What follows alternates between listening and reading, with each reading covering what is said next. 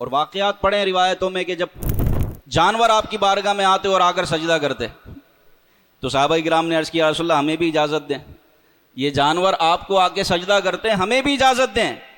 حضور نے فرمایا میری شریعت میں اللہ کے سوا کسی کو سجدہ جائز نہیں، تو غیر اللہ کو سجدہ نہیں ہے، صرف سجدہ ہوگا تو اللہ کو ہوگا، اللہ کے علاوہ کسی کو سجدہ جائز نہیں ہے، جو کرے گا حرام ہے، اور اگر کسی کو عبادت کی نیت سے کیا تو یہ شرک ہے۔ لوگ مزاروں پہ سجدے کر رہے ہوتے ہیں، یہ حرام ہے سراسن۔ امام اہل سنت کا پورا اس پر تفصیلی فتویٰ ہے کہ مزاروں کا طواف کرنا، قبر پہ جا کے سجدہ کرنا حرام اور شدید حرام ہے، اور اگر عبادت کی نیت سے ہو تو یہ شرک ہے۔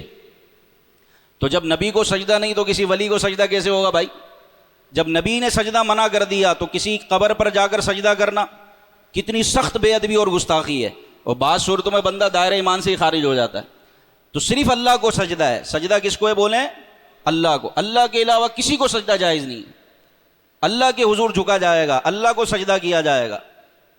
تو جب جانوروں نے سجدہ کیا نبی پاک صلی اللہ علیہ وسلم کو، کیونکہ جانور مکلف نہیں ہیں، شریعت کے احکام صرف انسانوں اور جنات پر ہوتے ہیں، جانوروں پر تھوڑی ہوتے، جانور نماز تھوڑی پڑھتے، تو انہوں نے تعظیماً حضور کو سجدہ کیا جانوروں نے۔ تو صحابہ کرام نے عرض کیا رسول اللہ ہمیں بھی اجازت دیجئے کہ ہم بھی آپ کو سجدہ کریں۔ تو سرکار نے فرمایا میری امت میں غیر اللہ کو، اللہ کے سوا کسی اور کو سجدہ نہیں۔ اگر ہوتا، اب اگلی بات بھی سنیں، اگر ہوتا میری شریعت میں اگر اللہ کے سوا کسی اور کو سجدہ ہوتا تو میں عورت کو حکم دیتا کہ وہ اپنے شوہر کو سجدہ کرے۔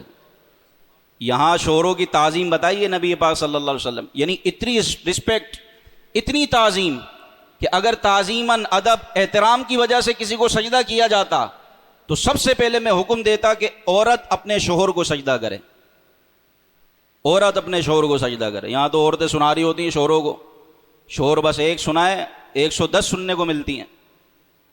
تو جو عورت اپنے شوہر سے زبان چلائے پکی جہنمی ہے، یہ روایت ہیں۔ عورت کو تو یعنی کوئی اپنے آقا سے زبان چلا سکتا ہے، کوئی جج سے زبان نہیں چلا سکتا۔ کوئی آج جج سے زبان چلائے، جج بولے گا چل بھائی سزائے موت ہے تجھے، تو شوہر کا منصب تو جج سے بھی بڑا ہوتا ہے۔ حاکم کا ہے قرآن نے مردوں کو، الرجال قوامون علی النساء، کہ مرد جو ہیں یعنی شوہر یہ اپنی عورتوں پر حاکم ہے۔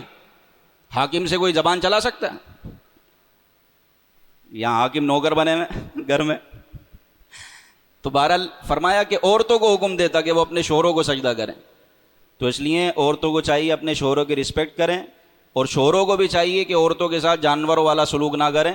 جب دل چاہ اس کو گالی سنا دی، جب دل چاہ ہاتھ اٹھا دیا، تو دونوں طرف سے پیار محبت ہو، اور اگر کوئی خلاف مزاج بات ہو بھی جاتی ہے تو بھائی صبر کریں۔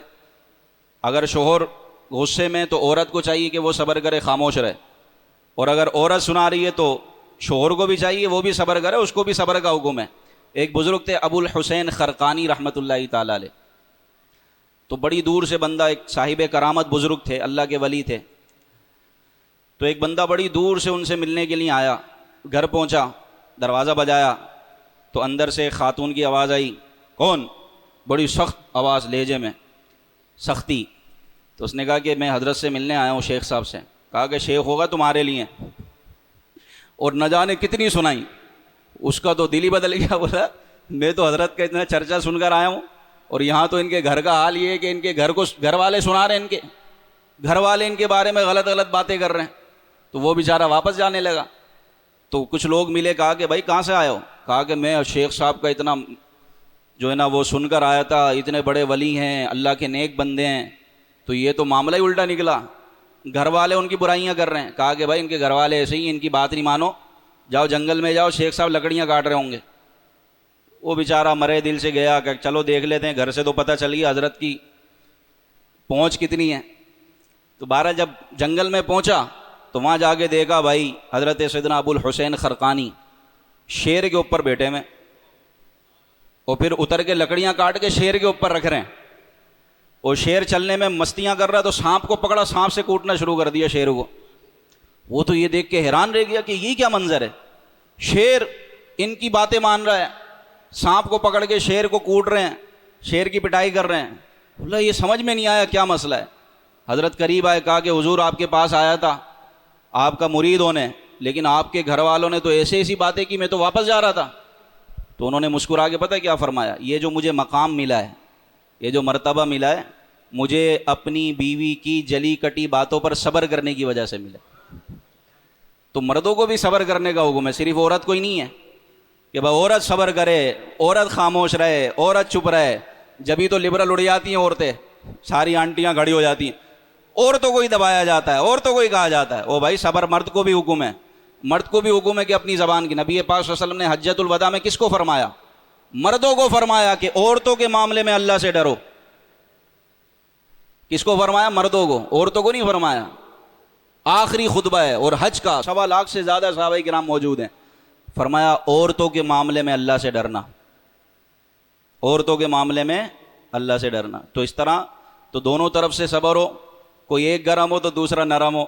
اگر دونوں گرم ہوں گے تو پھر گھر میدان جنگ بن جائے گا، کبھی بھی امن و امان گھر میں نہیں ہو سکتا. تو اس کا اصول یہی ہے، جب ایک گرم ہو تو سامنے والا نرم ہو، جب سامنے والا گرم ہو تو آپ نرم ہو جائیں، بھائی آپ مسکرا دیں.